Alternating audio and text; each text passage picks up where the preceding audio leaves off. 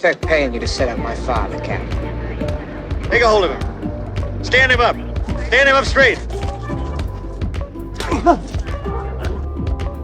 That night, I walked into the hospital to visit my father, but found the hallways eerily quiet.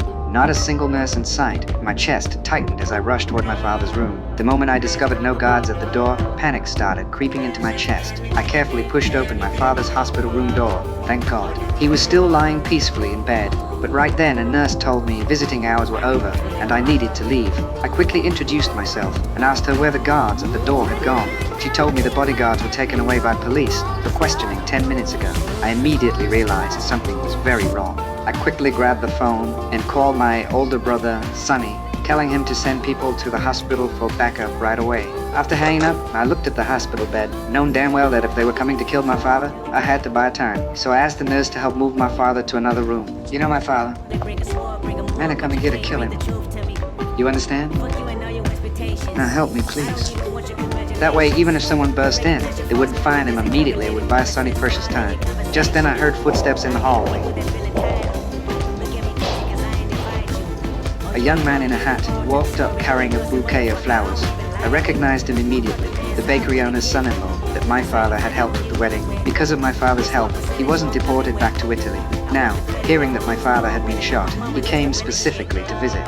I wanted him to leave immediately, but he could see I was rattled and insisted on staying to help, so I told him to wait for me at the hospital entrance. Then I went back to the room to reassure my father. Take care of it. I'm with you now. Even in his semi-conscious state, my father heard my words. Tears of relief rolled down his cheeks. At the hospital entrance, I threw away the flowers in his hands, turned up his collar, and told him to put his hands in his pockets and pretend he had a gun. I told him nothing would happen, then I did the same thing. The two of us just stood there at the dark hospital entrance. When a car passed by, I gently nudged him, signaling not to reach for his gun too quickly. The people in the car saw our setup and figured the hospital was full of our people, so they had to leave temporarily.